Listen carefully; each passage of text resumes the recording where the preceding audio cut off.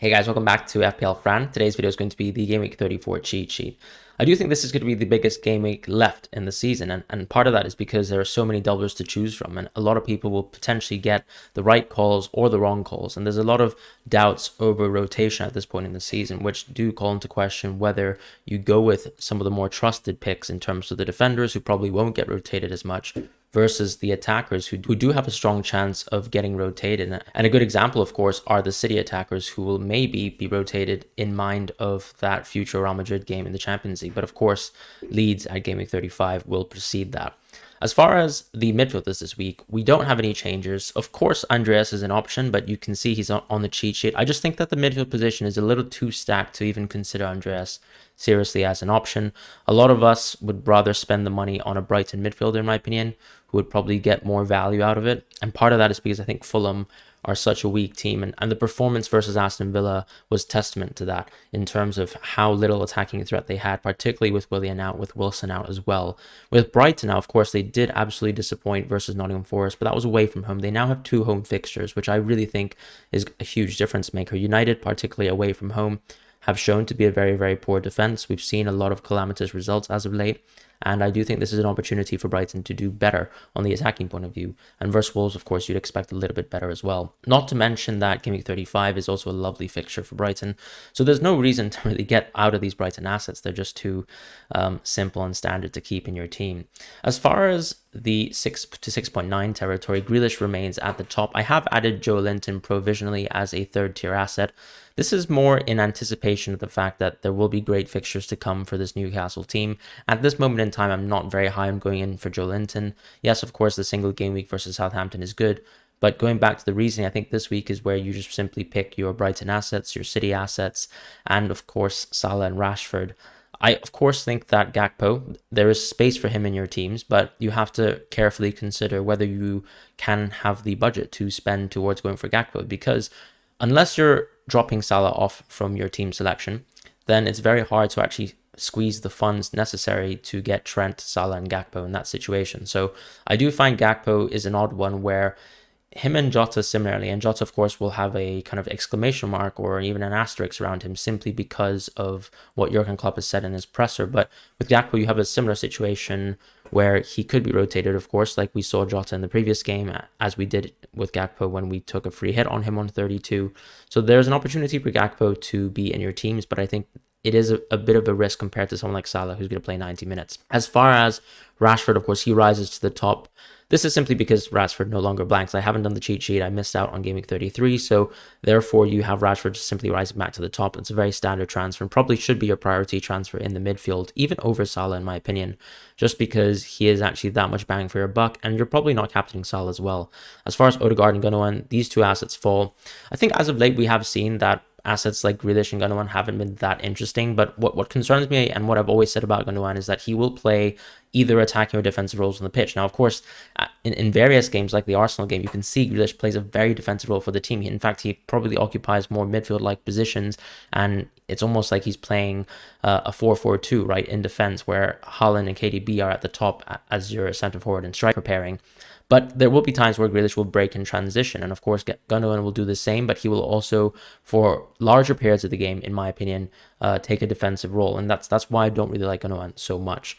And with Gundogan as well, I think that he is also one of those players where he's older, and Pep sees these opportunities to rest Gundo, as we saw in previous weeks. As far as Bowen's rise for me in the 8.8.9 territory. I think all these assets are very, very poor. I've made Foden a yellow tier asset, but I really think it's just because Foden is actually what you would call an explosive asset, but the minutes guarantees are too little for me to really consider. I would rather go for someone like Mahrez in that 7 to 7.9 tier territory, expecting he'd get a little bit more minutes than Foden at this point in time. Keep in mind, of course, that Foden has gotten very, very limited minutes coming back from the FA Cup game after his appendicitis surgery, and I do think that it is going to be a slight while. Maybe he'll actually get a start in the Leeds game as well. We could, of course, see him get a start in the Fulham game, maybe if Pep thinks that Grealish needs a bit of rest. The interesting about Foden, of course, is that he can fill in both the left wing and the right wing positions. Previously, we thought that Foden would be someone simply just replacing Mahrez as a substitute. But now that Mahrez has found his way out of the team, we've seen a little bit more Bernardo on the right, and Foden can similarly play both left and right as a substitute. Saka simply just remains as a second tier asset. Odegaard, of course, as a third tier, Martinelli as a second tier. I just don't think there's much to talk about with Arsenal. Yes, of course, it's a great fixture versus Chelsea because this Chelsea team looked pretty dire. But I wouldn't say they're absolutely shambolical from a defensive point of view. They are playing also very, very defensive as well with some of their tactical formations, with a lot of midfielders as well in play, dominating the midfield too. And that's the issue with Chelsea, right? You probably actually would rate an Arsenal defender a bit more than attacker maybe. But of course, this is a game at the Emirates, and of course, Saka is a great asset. But this is the time to capitalize on doublers. Madison, I'm not going to provisionally move him anywhere. I still think he had a great game versus Leeds, but it doesn't really mean much when everyone else has much better fixtures ahead, particularly when you look beyond 34. And of course, Leicester are a much dire team compared to a West Ham team who actually have a double and then a decent run of games, of course, with Man United sandwiched in between. As far as the premium options, there's not much to discuss. It's Salah, Fernandes, and KDB. I think Fernandes, of course, coming back just means that he remains as a green asset. KDB, there's, of course, this sort of quote from Sam Lee mentioning that KDB asked himself to be subbed off. So that is a concern from the point of view if you want to go for KDB. I understand people will be looking at that Arsenal game, looking at the highlights, and of course the scintillating performance that KDB put out and thinking that they have to get him in their teams. But if you're not free hitting, it's very hard to find KDB in your team unless you really drop Salah. And if you want to drop Salah, that's totally fine. But Liverpool are literally playing 3 games back-to-back at home where Salah has incredible statistics, and Liverpool, as we know, are a much stronger team, even from just pure underlying stats. And with De Bruyne, I do just think that he will be rotated for one of these 3 games coming up. And when it comes down to it, I'd probably rather 3 Salah starts compared to 2 De Bruyne starts, and that's just where I fall on Salah versus De Bruyne. As far as the forwards this week, Solanke remains at the top at the budget territory and Ferguson falls. We actually got a De Zerbi press conference almost confirming that there was dampening news over Ferguson, so you could go for Welbeck, but I really wouldn't trust it. Ferguson is just not really an option now based on that news, because you would have liked him to start the Wolves game, which it seemed like De Zerbi intonated before Nottingham Forest, but it seems like he hasn't progressed as well, and of course they will just be managing him in the future, as he mentioned. As far as Isak, Wilson, and Martial, you have a situation here where I think Isak and Wilson both rise. This Newcastle team as of late have been absolutely lethal. Yes, of course there's going to be a problem point in Game Week 35, but the fixtures outside of that are fantastic, and ultimately, we're all going to be building slowly towards triple Newcastle. I do think Isak is a better option than Wilson. We have seen Isak rested twice in the midweek games. That's something we saw previously and expected as well. That's why we free hitted him in the previous week. But of course, I think I was quite lucky as a manager to actually watch Isak come off the bench because he is absolutely electric, and I think he's a top tier asset. And I have actually brought him in my team. If you have watched my team selection video, Wilson is an interesting one where I do think it's one of the situations where you could think about doubling up on these 2 assets if you really feel like your forward line could use 2 Newcastle players and you're really bored of Newcastle struggling to get clean sheets. Very similar to City, where they dominate a team, lose a sweaty goal at around 70 to 80 minutes. That is really just a consolation goal, but of course results in a lack of FPL points. So I can understand the sentiment there. You could try that, but I would only really think about going for Wilson on 36. As far as Martial, he has been added to the cheat sheet, but he's a 3rd tier asset because I have absolutely no faith in him. And I think Erik ten Hag really doesn't have faith in him either. The Tottenham game where he came on super late wasn't even actually starting that game when he's actually fully fit, is a suggestion, in my opinion, that Erik ten Hag doesn't really rate what Martial has to offer. Now, I could be wrong. Martial could absolutely explode, but at this point in time, I really wouldn't have the confidence to actually go for Martial. In fact, I'd much rather tempt myself, as I said, with a Isak single game week fixture versus Southampton. As far as 7.0 to 7.9, Watkins stays at the top, and part of that too is because a lot of the other options are much worse. If you look at Brentford's games, they get continually worse. Whereas at least with Watkins, you have the home game versus Tottenham and then the Wolves game after United. So that seems like a good fixture because Game Week 35 is going to be a problem point for a lot of managers, right? Seeking a good starting 11 because Newcastle will be facing Arsenal. That's going to be a few of your Newcastle players occupied. Even United will have a tough fixture, arguably, versus West Ham. So that's how I feel about that. Liverpool, of course, versus Brentford as well. So those are the weeks where you want to see and find and keep someone like Watkins because he fits and plugs a hole in your team. Jesus falls and Tony falls as well. Tony because of the fixtures as previously mentioned, and Jesus, the fixtures are pretty poor in my opinion, and we could also see a Trossard start over him. I would not be surprised to see that.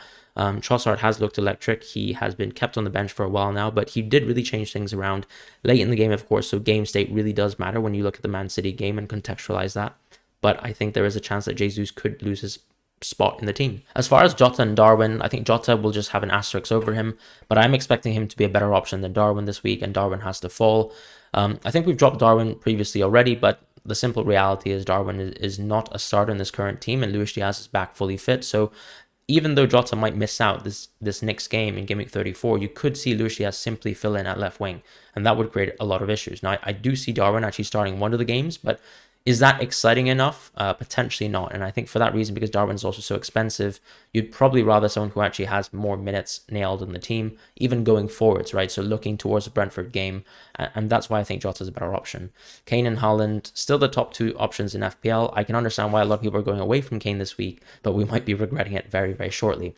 As far as the defenders, I don't really think there are too many changes here. And actually, I will just simply look at the changes. And that's the Arsenal changes where I'm dropping a lot of the Arsenal players. Ben White has dropped. Gabriel and Zinchenko have dropped as well. Simply put, the Arsenal expected goals conceded numbers are flying up, and you can also see that being borne out within the actual goals conceded as well. A lot of mistakes being caused by players like Holding. Clearly, the team is struggling from Saliba. I don't think that's even within doubt. It's not necessarily that Holding is an exceptionally poor defender, but there is a considerable drop in performance when Saliba doesn't play, particularly from the defensive end. I don't think it has anything to do with Saka, for example. But yeah, that's simply what we've seen from Arsenal as of late, and it doesn't bear any better news that they're playing Newcastle and Brighton in the near future. So I really don't see the value of keeping an Arsenal defender unless you're thinking of an Arsenal punt back in Game Week 38. As far as Dalot, he becomes an option. I do think there's a concern here where Shaw might find himself playing left back at times, which also means that Wan-Bissaka will have to compete with Dalot for that right back spot. That already puts Dalot in a bit of a tricky situation, although we have seen him recently at left back. So that's quite exciting in terms of the sort of dual-pronged threat that Dalot does possess. We have, of course, seen him on an international level play different positions and even in Italy. So I do think Dalot is an interesting option, but definitely not as good as an option as Shaw, even though you might see Shaw as simply a left center back. I think Shaw is actually the best option, and he costs a little bit more, but I think it's worthwhile to actually ensure that you actually get a nailed asset in this United team, because you don't really want to be wasting your United transfers, right? If you are making United transfers, like let's say getting Fernandes out this week or getting Shaw or Dalot in, you want to make at least as little decisions as possible that will be forced until Game Week 37, because that's when you probably want to bring back someone like a Fernandes for Salah, or bring in someone like Shaw or Dalot again. But if I had to make a decision between Shaw and Dalot, I would go for Shaw. So that's my opinion there. As far as the rises, you can also see that it's simply Robertson and Van Dijk. This is just pretty much a perfect fixture where you get Fulham, right? Fulham is actually the key fixture here where you're looking at Liverpool defenders, because they are struggling a lot from the injury point of view, and of course with the Mitrovic suspension. So that will really bolster the chances of Liverpool getting a clean sheet in that specific fixture. The Tottenham one is, of course, a little bit more concerning. I do think Son, Kane, and even Kulusevski or Richarlison, whoever actually plays in that front three trident versus Liverpool, will of course maybe break the Liverpool clean sheet. But we have also seen that Robertson has had fantastic numbers as of late as a set piece specialist, and also that of course with Van Dijk you kind of get the confirmation that he's nailed in this team. And with Konate having the recent niggles, and then Matip of course coming on and scoring the previous game, there's a chance for rotation between the two of them, so I don't think they're serious options. I do think Van Dijk does pale in comparison to Robertson, and Robertson similarly pales by comparison to Trent, but that's the landscape of FPL. I do think that you look at Liverpool, you look at the attackers, you look at Gakpo, Jota, Darwin. Those are all gambles, even Luis Diaz, if you're really tempted by that for whatever reason. So I think Robertson is still a top asset when you contextualize that. Diaz, Stones, and Akanji are all great options. I can't sit here and say Diaz is going to start this game, Stones is going to start this game, Akanji is going to start this game. But when you're going for a City asset, you just know that you're hoping that they get as many starts as possible. And I think that's why you choose the three defenders that are probably most nailed to start, which in my order would be Diaz, then Stones, then Akanji. But of course, we've seen early substitutions for these players. For example, in particularly to pay reference to, let's say, the match just before the Bayern Munich game where Stones was subbed off at halftime when he scored a goal versus Leicester. That's a good example for why it's very tough to pick the City defenders. But there is upside there. They're a very good set piece team with KDB as a creator, and that's why, with the hopeful chance that they actually get a clean sheet once and for all, that City assets become interesting. And I think As I was saying with Fulham, with the amount of injuries that they have, with the lack of offense that they've shown versus Aston Villa, I do think this is a great opportunity to go for a City defender. And West Ham, that could be quite a scary team because we know that West Ham are very good at set pieces as well and can score in multitudes of different ways. They scored versus Arsenal, scored versus Liverpool as well. Still competent defenses, obviously not at the level of City, but that's just the landscape here where I think because the options are so slim and you're in a double game week, why not back the team that actually has the highest clean sheet chances? And it's not to say that Diaz, Stones, and Akanji are not capable of scoring, as I mentioned, with the creativeness of KDB. So that's going to be it for the defenders. Let's move on to the goalkeepers. There are actually no changes with exception to a rise to Pope. And the reason for the rise to Pope is because the single game week fixture is just really, really good on paper. And I think when you compare to all other assets except for, let's say, Ederson and Steele, then that single game week is probably even better than De Gea's double game week. And that's just how I'm simply looking at the fixtures, even better than Leno's, for example, or even Fabianski as well. So that's kind of how I view Pope as an asset. And simply put, you'll have game week 36 on the rise with Newcastle, where you're probably actually thinking about going for Pope, because on game week 35, when they have an arguably tougher match versus Arsenal, having Pope on your bench as a second keeper is quite a tempting prospect. So if you are wildcarding, then it might be interesting, if you don't have a bench boost left, to go for someone like Pope as your second keeper. Therefore, you actually have more spaces in your team to play around with different options, particularly a stronger Game Week 35 team. But that's going to be it for the cheat sheet this week. I hope you guys have a wonderful week ahead, and I'll see you shortly.